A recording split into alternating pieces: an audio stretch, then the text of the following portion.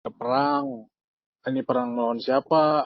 Saya Atau langsung aja bagaimana ya. yang Saya kita langsung percaya aja ya. gitu ya? Oke, saya hilang lagi. Enggak, masih ada Bu Shopri. Oh, saya langsung aja ya, akhir daripada orang-orang percaya. Saya ada memerintah bersama Tuhan dengan Tuhan Yesus, Pak, di langit yang baru dan di bumi yang baru sebagai raja-raja, sebagai Tuhan dan sebagai imam. Itu ya, Pak ya. Berarti itu di surga ya, Mbak ya? Atau di mana? Di bumi, Pak, manusia nggak pernah ditakdirkan untuk surga. Surga itu cuma tempat sementara, tempat makhluk roh. Manusia selalu harus ke bumi, Pak. Harus di bumi. Manusia bukan untuk surga. Manusia itu di bumi tempatnya.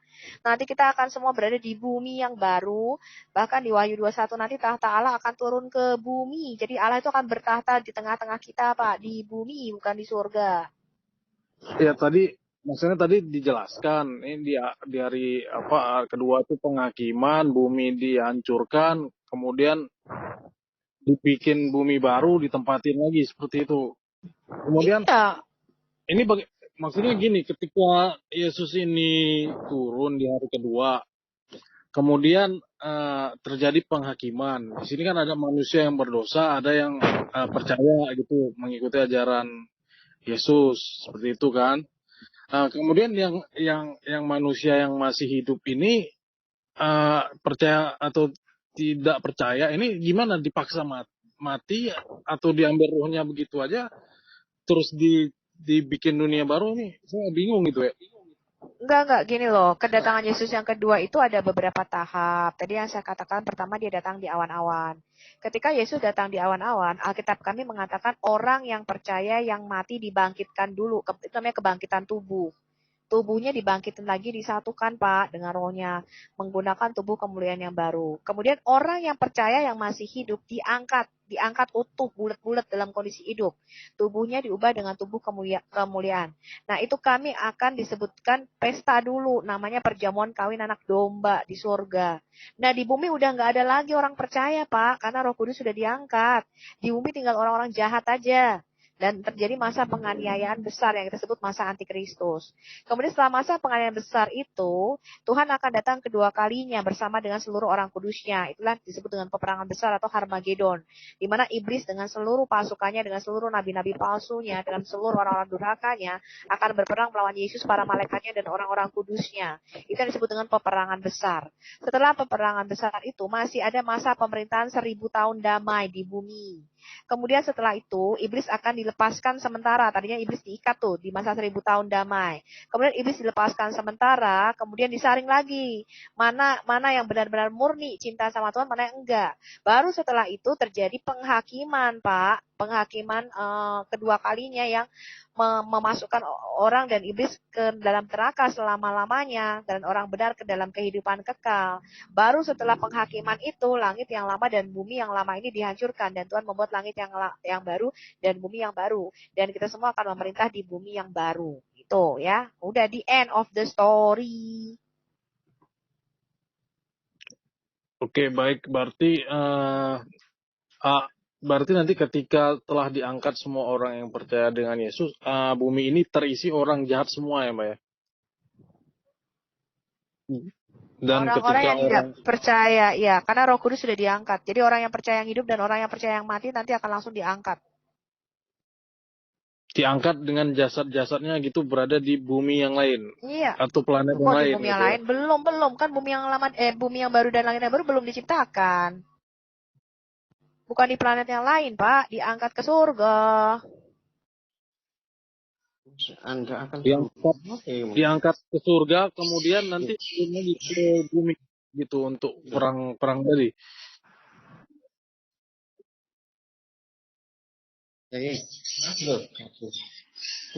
Dengan peperangan besar.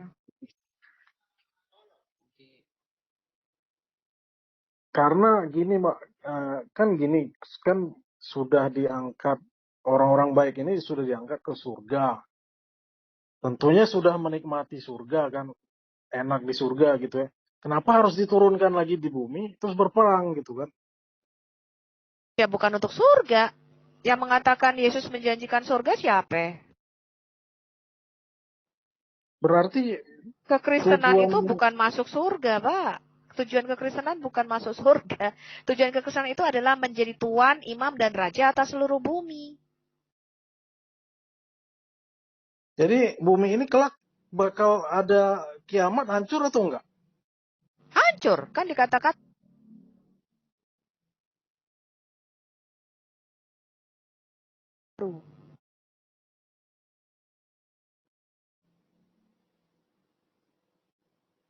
Kalau nanti Makanya, sudah hancur, nah itulah orang-orang jahat yang di bumi ini kemana? bedanya itulah kekristenan dengan agama lain. Agama itu mengatakan kita masuk surga enggak. Kekristenan enggak bicara itu, Pak. Surga itu sementara. Sebelum kita ada jasad, sebelum ada kebangkitan tubuh, karena kita berupa roh, makhluk roh, ya harus di surga. Semua makhluk roh itu tempatnya di dalam dimensi roh, di surga.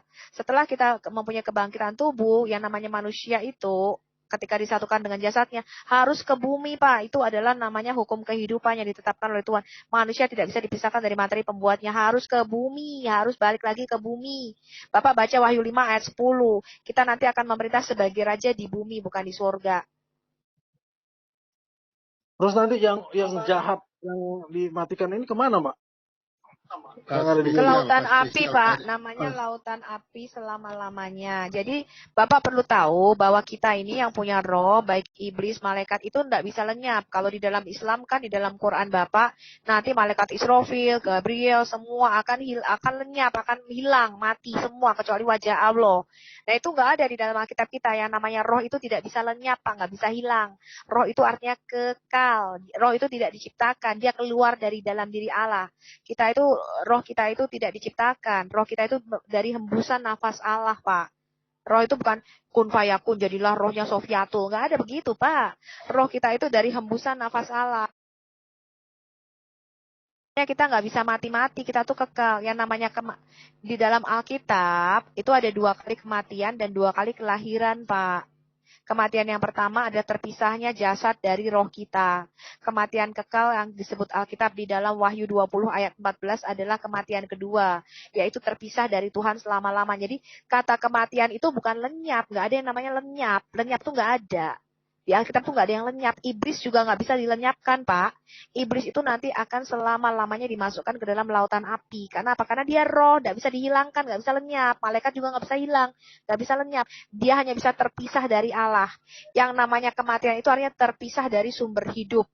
Itulah yang kita sebut dengan kematian kekal atau kematian kedua, Wahyu 20 ayat 14. Yaitu terpisah dari Allah selama-lamanya tanpa pengharapan.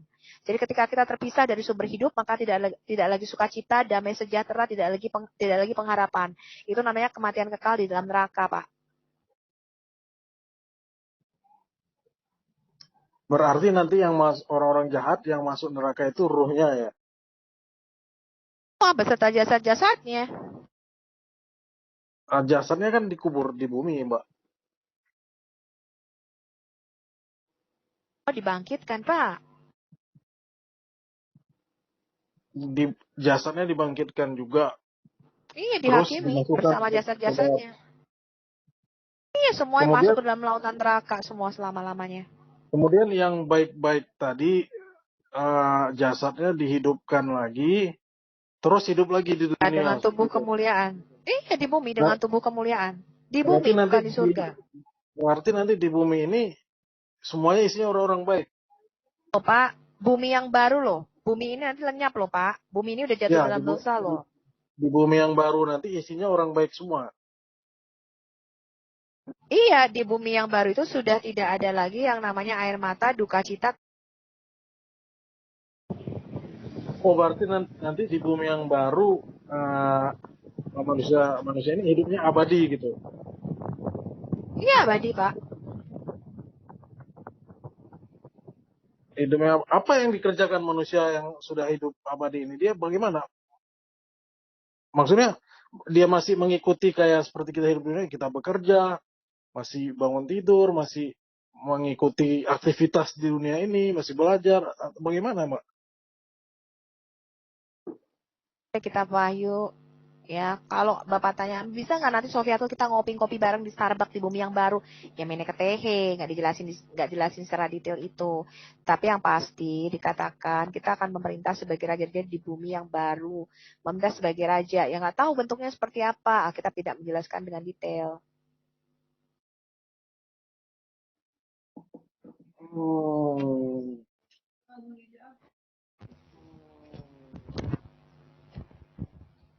Oke. Cukup kayaknya Pak Sufik nih. Ya, gini, Oke, Pak saya Sufik pertanyaan kan Muslim terakhir aja. katanya.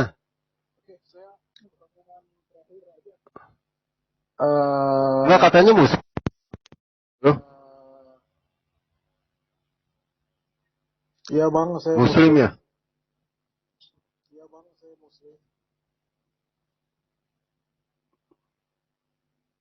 Ya, kasih kesempatan yang lain ya. Ceki sebentar, Caki siapa nih? Saya mau tanya terakhir aja sih.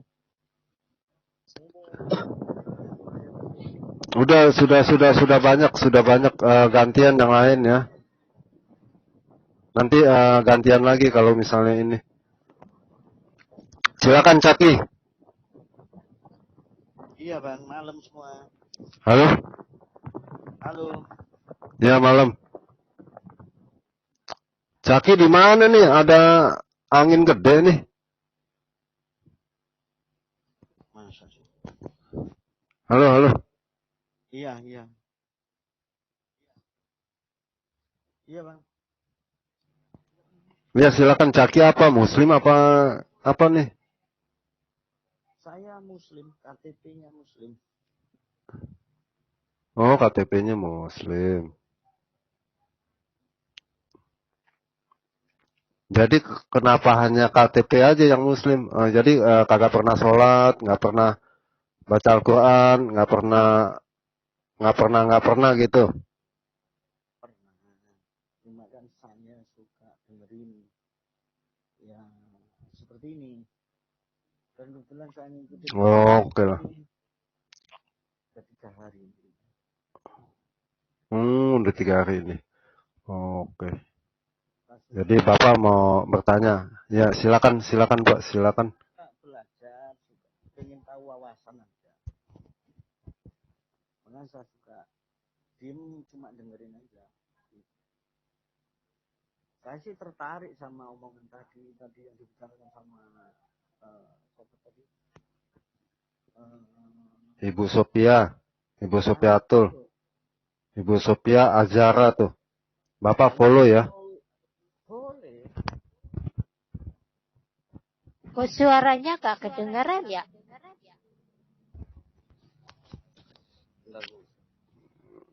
Sekarang Bu, Ibu suara saya kedengaran nggak Bu? Suara Bapak kencang, suaranya Pak Cakri. Oh Pak Cakil saya dengar kok. Noise gak nih suara saya Kak? Ini orang-orang juga bilang kecil sih, suaranya kecil. suara Bapak kenceng. Tapi Bang Yon, punya Bang Yon suaranya kencang, punya Pak ini yang kecil sekali. Iya, ya kita nggak Kecil dengar. ya. Coba ya. Kencengin Pak. Bapak handsetnya dibuka aja. kalau sekarang bagus. Nah, Bagus Pak, bagus. silakan Pak.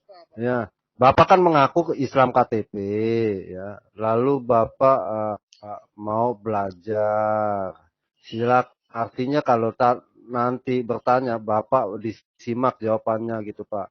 Kalau nggak jelas Bapak bertanya lagi, tapi dilarang menyimpulkan loh Pak. Kan Bapak bertanya ya. Silakan Pak. ya sebetulnya sih saya nggak pengen bertanya. Saya tuh pengen cuma dengerin saja. Karena wawasan saya masih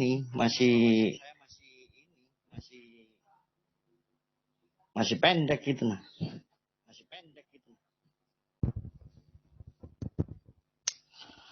Maksudnya apa? Apa Bapak yang mau dengarkan apa tuh? Saya tertarik sama memang saya suka dengerin ajaran kasih. Jadi saya sebagai pengalaman gitu aja. Hmm. Gak Bapak repot udah Pak kenal Yesus apa Cakri. belum? Iya. Soalnya di Alkitab itu banyak sekali Pak isinya. Banyak sekali pengajarannya. Kebetulan banyak teman-teman saya, kebetulan sekumpulan juga banyak yang beragama Katolik.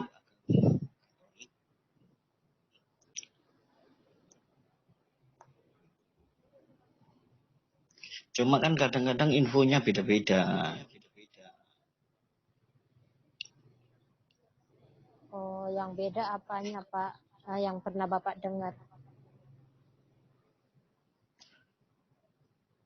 Pertama masalah Dimulai di topa Allah langit tanah on. Nggak ada bang kata Allah di sini bang. Kalau Bang Arjuna suku apa Bang? Ambon Bang, Maluku, Belanda. Kalau gitu apa Allah di situ apa Bang? Kalau di versi Abang kitabnya? Umma. Enggak ada, belum ada terjemahan ke kami Bang. Oh iya ya. Berarti masih pakai LI Bang ya? Iya. Nah, itu dia, itu dia like masalahnya. Ntar kalau Abang nggak bisa bahasa Batak, gimana juga dia jelasin. Enggak apa-apa. Kalau ini khusus buat kampas Bang Adi Saputra sih, menurut saya. Kalau ada yang tanya di Bang Adi Saputra, Abang buka bahasa Batak aja biar dia pusing, tambah pusing gitu maksudnya. Maksud saya itu yang bertanya itu biar tambah pusing gitu. Oke. Kalau Abang ngomong gitu, Abang juga kan debat tuh sering tuh ke host-host yang di luar negeri. Gimana ntar kalau Abang tanya gitu? Nerangkannya kayak gitu juga. Ayo makin pusing dia orang. What is the meaning of the data? Ini gitulah nanti kata. Makin pusing. Langsung bang, betul-betul bang, bukan abang Bang Arjuna yang diturunkan, bukan Bang Arjuna yang diturunkan. Langsung yang punya host itu langsung kabur bang.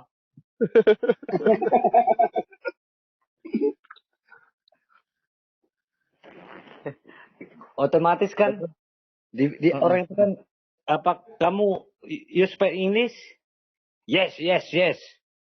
Enggak, baru begini alamat Bang. kita dari mana kan kita negara mana? Dia kan begini Bang, selalu bertanya begini. Coba baca ayat ini. Nah, Abang buka ayat yang bahasa Bataknya, dia tambah pusing gitu maksud saya. Iya, aku kalau itu Bang alur cerita Bang itu aku udah paham. Iya, saya maksudnya biar pusing. Bukan kita yang tambah pusing, dianya yang tambah pusing gitu Bang.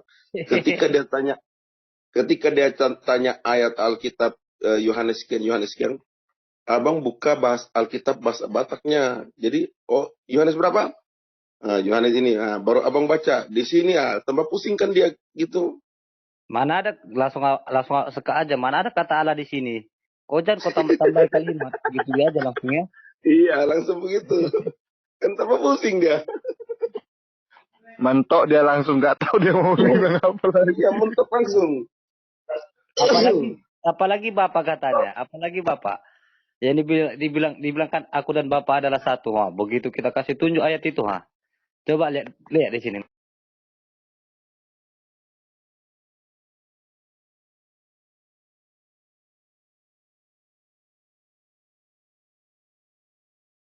Kalau saya tanya ke Muslim, kenapa Allah menyuruh para malaikat sujud menyembah kepada Adam?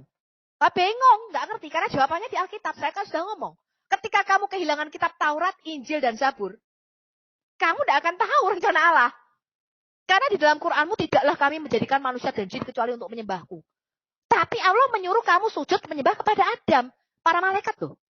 Jawabannya ada di dalam kitab kita, Ibrani 1 ayat 5 dan 6. Saya bacakan Anda Ibrani 6. Ibrani 1 ayat 6 berkata begini. Dan ketika dia membawa pula anaknya yang sulung ke dalam dunia. Artinya ketika firman itu jadi manusia, Yesus menjadi Adam yang kedua. Bapa berkata begini. Semua malaikat harus sujud menyembah kepada Yesus sebagai manusia. Sebagai Adam yang kedua. Karena Yesus adalah imago Dei, gambar Allah. Harus disembah. Sama seperti tadi, kalau raja itu bikin selem, bikin patung dirinya, imago Dei-nya, dan kamu tidak sujud menyembah kepada imago Dei-nya, raja itu, patung atau selem dirinya, mati kamu. Kamu mati. Ya, kamu harus dipenggal sama raja. Nah, kalau kamu tidak menyembah gambar wujud Allah, yaitu Yesus, mati. Alkitab mengatakan, Lukas 19 ayat 27. Barang siapa yang tidak suka Yesus menjadi rajanya, bawalah kemari dan bunuhlah mereka di depan mataku. Makanya di Wahyu 19 nanti jubah Yesus dikatakan dicelup di dalam kilangan anggur, yaitu darah musuhnya. Jadi artinya barang siapa yang tidak mengakui dia sebagai Tuhan di atas segala Tuhan dan Raja di atas segala Raja, mati hukumannya. Karena dia selemnya Allah. Dia disebut selem Elohim. Jadi Yesus itu merupakan gambar Allah. Imago Dei-nya Allah. Lalu kita, Adam, itu diciptakan menurut gambar dan rupanya Yesus. Kita itu disebut imago Christi. Makanya ketika kita jatuh ke dalam dosa, sekarang saya bicara kejadian 3. Ketika Adam, kejadian 3 ini bukan bicara makan buah-buahan ya. Bukan bicara rujaan. Kejadian 3 ketika Tuhan menetapkan satu hukum di kejadian 2 ayat 17. Bahwa pada hari kamu memakan buah dari pohon pengetahuan yang baik dan yang jahat. Dying and you will die. Mati dan kamu pasti mati. I will make sure you die. Adam di dalam taman dia cuma dikasih satu hukum. Jangan makan dari pohon kebijaksanaan. Jangan makan dari buah pohon pengetahuan baik dan yang jahat. Kenapa? Karena Adam itu a young species. Makanya dia telanjang. Adam itu mencerminkan manusia kanak-kanak rohani. Bayi rohani. Makanya dia telanjang dan tidak tahu malu. Nah seorang bayi itu dia belum bisa membedakan mana yang baik dan mana yang jahat. Dia belum bisa karena dia masih bertumbuh dan belajar. Makanya Tuhan mengatakan jangan makan, belum waktunya.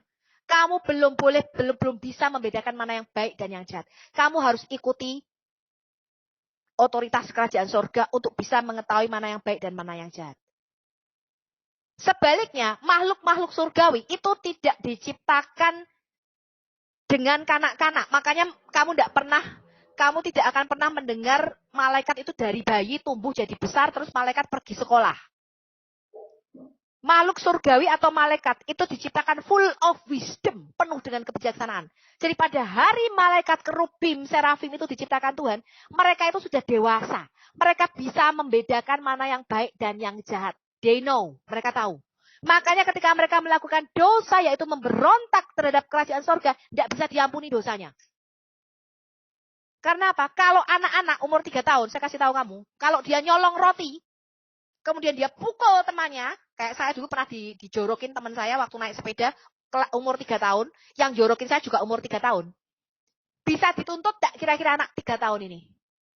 Tidak bisa, kenapa? Dia belum bisa membedakan mana yang baik. Hatinya tuh masih polos. Because he's a young species, dia masih belum bisa ngerti. Belum akil balik. Tapi sebaliknya malaikat, penghuni surga itu diciptakan full of wisdom. Dia tidak namanya growing in knowledge. Malaikat itu tidak belajar. Oh dulu aku tidak tahu fisika, sekarang aku tak belajar fisika. Dulu aku taunya tambah-tambahan, sekarang aku belajar perkalian. Tidak, malaikat tidak begitu. Begitu dia diciptakan, dia punya pengetahuan, dia punya roh hikmat, dia ngerti. He knows. Ya, tergantung jenis malaikatnya. Semakin tinggi tingkatan atau rankingnya, maka dia akan semakin full of wisdom. Ini Anda harus tahu dulu. Nah, kejadian 3. Itu bicara peperangan rohani.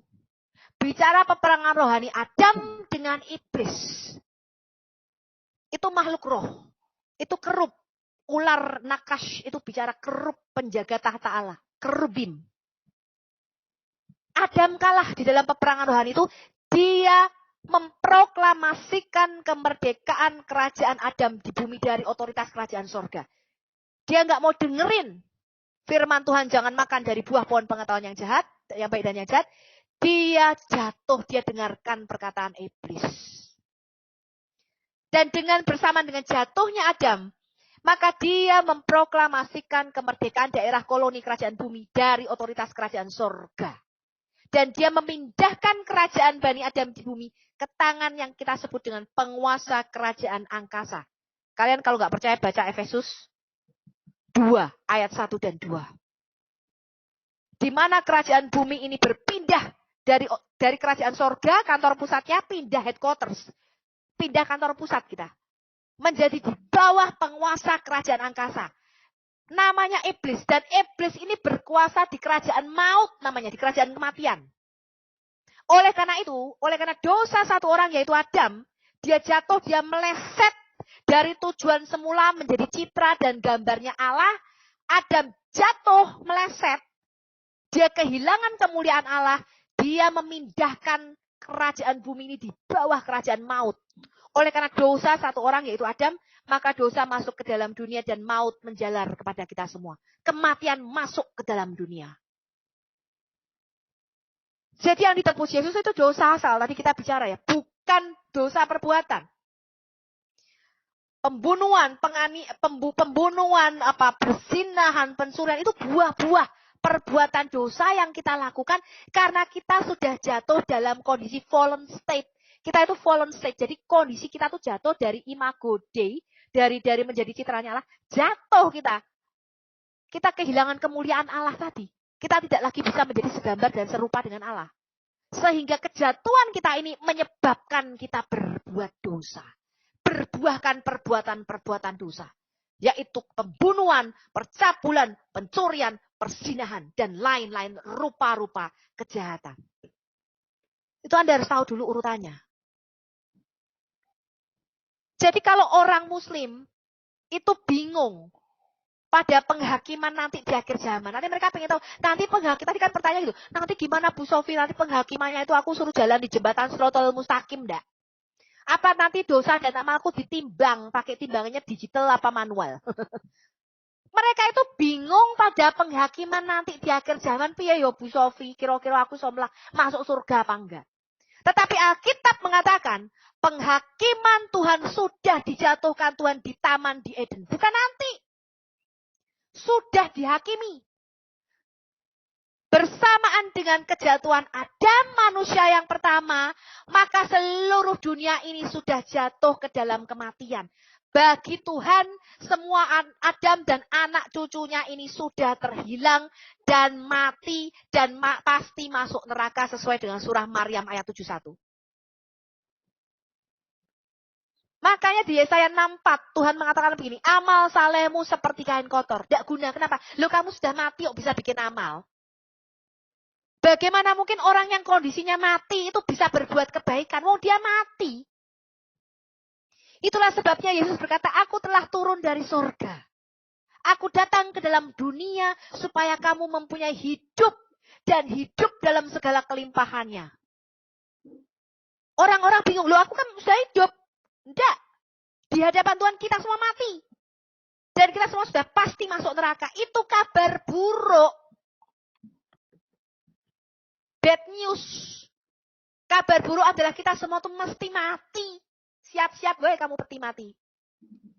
Atau kain kafan. Dan kabar yang lebih buruk daripada kematian, setelah mati kata Tuhan pasti masuk neraka kamu. Namanya kematian kedua. Makanya Tuhan memberikan Injil, yaitu kabar baik. Jadi Injil itu bukan sebuah kitab. Ketika Adam mendapatkan kabar buruk, dia malu, dia telanjang. Dia ketakutan, dia bersembunyi dari Allah. Dia kehilangan kemuliaan Allah. Dan Adam pasti mati. Tuhan tidak mengatakan begini, Adam, aduh Adam, kowe piye to wis tak kandhani jangan makan buah kok mbok makan. Nanti tak kirim buku namanya Quran. Nanti tak kirim kitab namanya Injil. Tidak. Tuhan tidak pernah menjanjikan untuk mengirim sebuah kitab. Yang dia janjikan, yang disebut kabar baik adalah dia berkata begini, nanti akan lahir dari keturunan perempuan ini seorang benih, seorang sperma, zera, benih, yang akan meremukkan kepala ular, yaitu meremukkan kuasa dosa dan kematian. Jadi kabar baik yang dijanjikan Tuhan itu bukan kitab, tapi Tapi seorang pribadi namanya Goel, sang penebus yang di dalam Alkitabnya orang Israel disebut Mesias, itu yang dijanjikan Tuhan. Itulah yang dinubuatkan oleh para nabi di dalam perjanjian lama. Jadi para nabi tidak perlu nanti ada kitab ya, namanya Quran, turun dari langit. Tidak. Para nabi bernubuat tentang satu, yaitu tentang kedatangan seorang juru selamat, Goel, Mesias. Dan nubuatan ini lengkap dari mulai kelahirannya nanti di mana, lahirnya dari perawan Yesaya 7 ayat 14, lahirnya harus di Bethlehem, Mika 4 ayat 7 dan 8, Mika 5 ayat 2. Matinya harus ditusuk tangan dan kakinya, Mazmur 22. Itu dinubuatkan secara lengkap. Hidupnya bahkan ada dikhianati dengan temannya yang makan duduk semeja. Itu semua nubuatan Yesus itu lengkap. Jadi nggak ada yang namanya missing. Yesus kemana ya umur 12 sampai 30 tahun? Ada di kitab Mazmur. Ada di kitab Mazmur kehidupan Yesus. Ya. Saya bisa bacakan Anda kehidupan Yesus ada di kitab Mazmur. Tidak ada yang missing, tidak ada yang hilang. Karena Yesus lahir, hidup, dan mati, dan bangkit. Itu semuanya menggenapi nubuatan. He's living out the prophecy. Dia menggenapi semua nubuatan. Tidak ada yang terhilang dari kehidupan Yesus. Oke, yang kedua, saya cepat. Kata Tuhan. Ketuhanan Yesus itu didapat karena gelarnya sebagai Mesias atau Kristus. Jadi kalau kealahan Yesus itu didapat karena hakikatnya sebagai Sang Firman yang ada di dalam diri Allah. Dan dia adalah anak tunggal Allah. Dia keluar menjadi manusia dan dia menjadi anak Allah. Itulah kealahan Yesus. Kalau ketuhanan Yesus itu selalu berkaitan dengan statusnya sebagai Kristus atau Mesias. Selalu. Tuhan itu artinya penguasa atau pemilik. Jadi Tuhan dan Tuhan itu sama. Yang beda daerah kekuasaannya. Makanya di dalam Quran kata Tuhan atau Tuhan itu sama Rab. Ya, Rab ini bisa dipakai untuk manusia, bisa dipakai untuk Allah. Kalian baca surah 3 ayat 47, surah 12 ayat 23. Di mana kata Rab ini dipakai untuk menunjukkan kepada Potifar. Surah 12 ayat 41-42. Di mana kata Rab, kata Tuhan ini ditujukan kepada Firaun. Kemudian yang lebih spesifik lagi surah 12 ayat 50. Ada dua kata Rab di surah 12 ayat 50. Yang atas ditujukan kepada Firaun diterjemahkan Kemenak sebagai Tuhan. Yang bawah kata Rab yang sama ditujukan untuk Allah diterjemahkan Kemenak sebagai Tuhan. Jadi Tuhan dan Tuhan podo. Yang membedakan Firaun itu Tuhan atas seluruh daerah Mesir. Kalau Yesus Tuhan atas mana Bu Sofi? Matius 28 ayat 18. Yesus berkata, kepadaku telah diberikan segala kuasa di surga dan di bumi. Sekaligus Wahyu 1 ayat 17-18. Kuasa atas neraka, atas kerajaan neraka. Jadi Yesus itu diberikan kuasa di surga, di bumi, sekaligus di bawah bumi. Dia Tuhan di atas segala Tuhan dan Raja. Di atas segala Raja. Ya, saya rasa itu jelas sampai di situ. Silakan Nats kalau kamu mau nambahi. Kayaknya sih itu udah jelas banget ya. Tapi kalau untuk kuasa, bahkan di Filipi, di dalam nama Yesus semua akan bertekuk lutut. Yang ada di langit di atas, di bumi di bawah dan di bawah bumi. Dan semua lidah akan mengaku bahwa Yesus Kristus adalah Tuhan bagi kemuliaan Bapa yang Maha Tinggi. Jadi itu sudah sangat jelas. Ketuhanan Yesus itu sangat-sangat jelas di Alkitab. Di Wahyu 1 ayat 8 juga dikatakan, kalau saya sih pakai yang versi IMB ya, yang terjemahan IMB. Di situ dikatakan, Yesus berfirman, aku adalah Alfa dan Omega. Yang awal dan yang akhir, yang ada, yang telah ada, dan yang akan datang, penguasa semesta. Ya, Pantokrator itu artinya pemegang segala kuasa. Ya, yang dikutip Nats itu, tadi kalian baca ya, Wahyu 1 ayat 8 ya Nats ya? Ya, Wahyu 1 ayat 8 itu yang versi terjemahan IMB. Download aja Alkitab Sabda. Nanti di terjemahan baru kalian cari terjemahan Indonesia Modern Bible. Di situ jelas. Betul. Dan di Wahyu 2 ayat 8 berkata seperti ini. Lihatlah di jemaat Smyrna saat malaikat memberikan firman. Inilah firman dari yang awal dan yang akhir, yang pernah mati, namun bangkit kembali pada hari yang ketiga.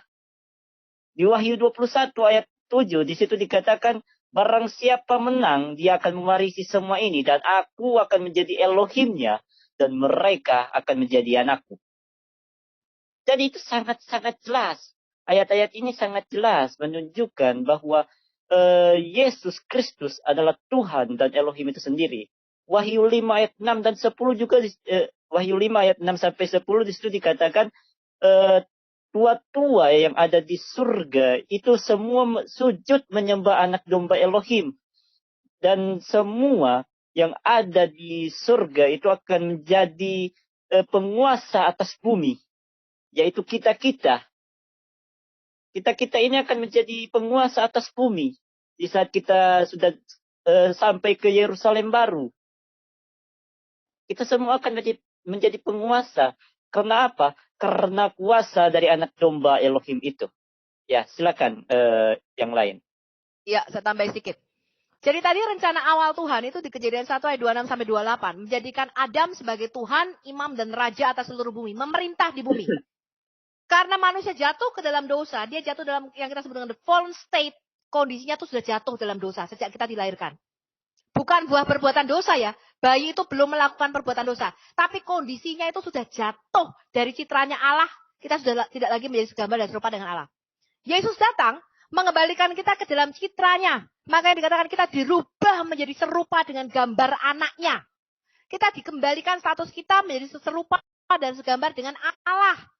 Dengan anaknya. Jadi kita itu diciptakan menurut imago Kristi, menurut gambar anaknya itu. Dan di Wahyu dikatakan, Yesus menebus kita dari segala suku, lidah, bangsa, dan bahasa untuk menjadi apa? Imamat yang rajani, mengembalikan status kita sebagai tuan di bumi, sebagai raja di bumi, dan sebagai imam di bumi.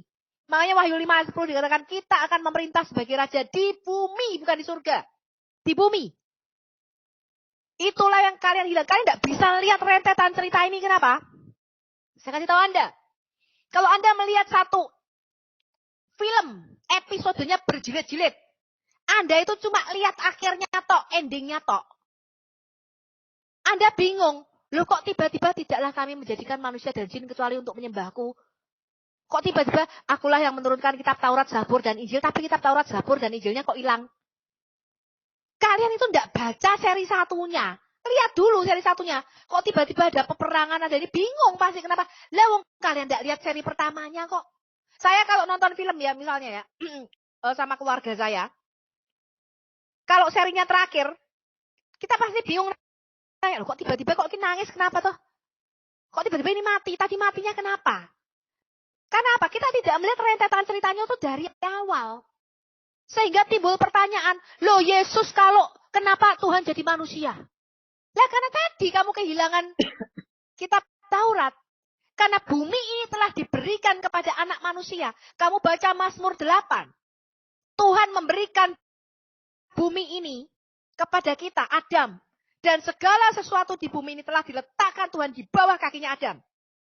Dan Mazmur 8 menyatakan siapakah manusia?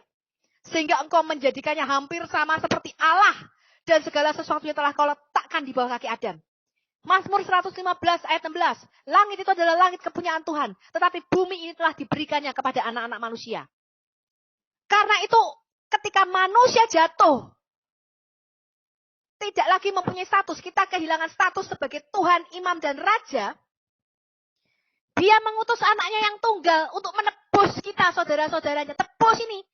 Hilang semua nih adik-adikmu. Dikatakan dia yang sulung.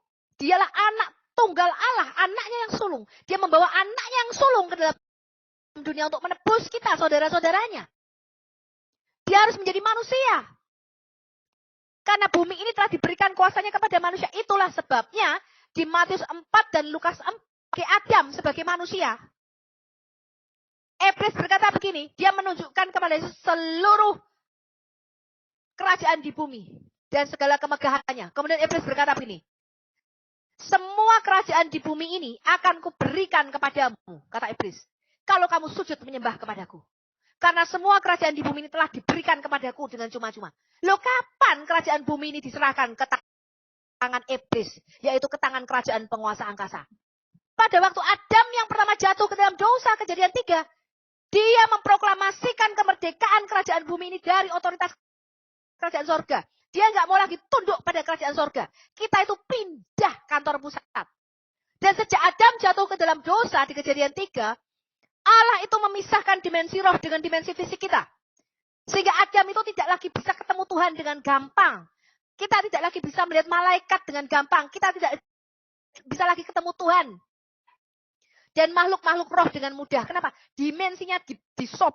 Yesus datang untuk menyatukan kembali. Agar dimensi roh atau kerajaan surga ini selaras dengan kerajaan bumi. Makanya Yesus berkata begini. Kalau kamu berdoa, berdoalah seperti ini.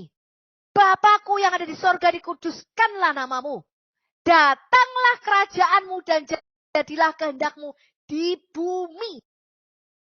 Seperti di dalam sorga. Yesus mengatakan, apa yang kamu ikat di bumi, terikat di sorga. Apa yang kamu lepaskan di bumi, terlepas di sorga. Yesus maunya kehendak Tuhan. Saya kasih tahu Anda rahasia Allah. Kehendak Tuhan adalah menyelaraskan dan mengharmoniskan kembali kerajaan sorga ini di bumi. Supaya kehendak sorga dengan kehendak bumi itu harmonis dan sejalan dan selaras. Itu kehendak Allah bagi kita anak-anaknya. Makanya setelah Yesus bangkit, Anda baca Kisah Rasul 1, ayat 4 sampai ayat 8. Selama 40 hari dari sejak kebangkitannya dari antara orang mati, Yesus berulang-ulang selama 40 hari menampakkan diri kepada para rasulnya. Dan dia tidak bicara lain-lain. Cuma satu topiknya. Kerajaan Allah. Basilia Theos. Yesus mengatakan apa? Beritakan Injil kerajaan Allah. Kenapa? Karena kerajaan bumi ini sudah berada di bawah kerajaan iblis. Yesus mengatakan apa? Aku sudah menang, aku sudah pegang kuncinya. Segala kuasa di bumi dan di surga ini sudah diberikan kembali. Wilayah-wilayah yang sudah lepas dari otoritas kerajaan surga ini dicangkokkan dan dimasukkan kembali ke dalam kerajaan surga. Itu tugas eklesia gerejanya. Bukan menyebarkan Kristen. Makanya kalau ada orang muslim bertanya, mana Yesus memang pernah kenal agama Kristen? Memangnya Yesus itu Kristen agamanya? Loh, di dalam Alkitab itu tidak cerita agama. Alkitab itu cerita kingdom. Kerajaan.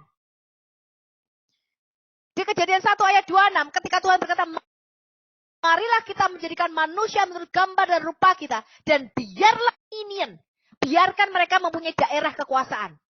Dominion itu merupakan akar kata dari kata kingdom.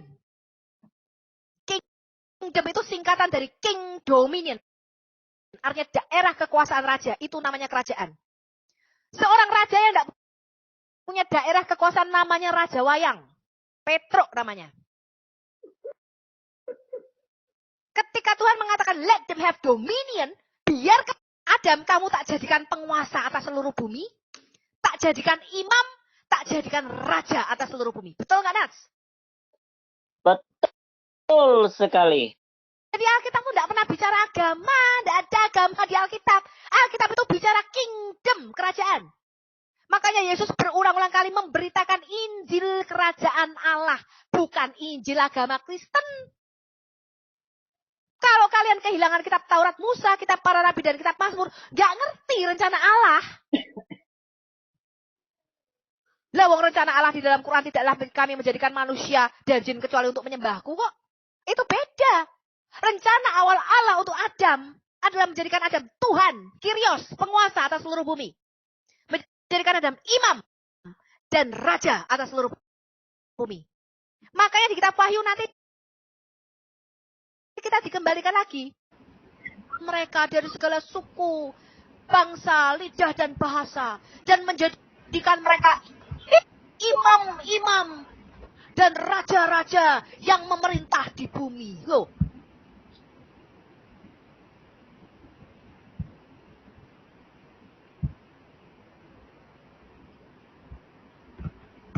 Tuhan cuma bicara dua.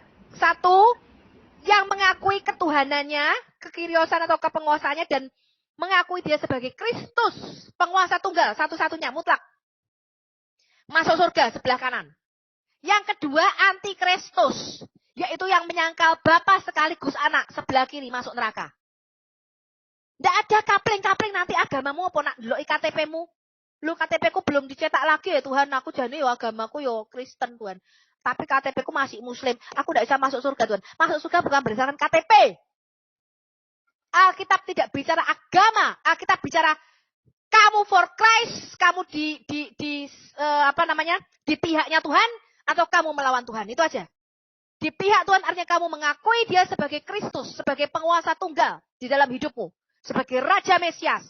Yang kedua, kamu antikris yang menyangkal karya penebusan Tuhan Yesus di atas kayu salib.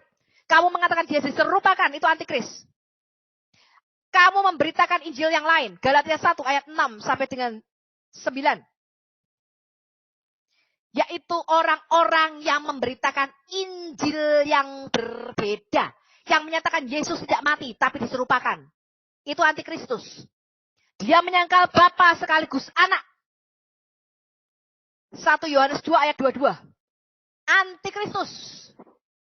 Hanya ada dua. Kamu di pihaknya Kristus atau kamu melawan Kristus, yaitu antikristus. Di pihak Kristus kanan, masuk surga. Antikristus kiri, masuk neraka. Hanya ada itu pilihannya. Ya. Saya rasa itu cukup sih, Bang Yon. Saya sudah berkhotbah panjang, melebar, meluas, kali tinggi. Aduh. Ya, Terima kasih, Bu. sebenarnya Aduh. sudah sangat jelas ya. Apa yang disampaikan Ibu Sofi itu sudah sangat-sangat jelas.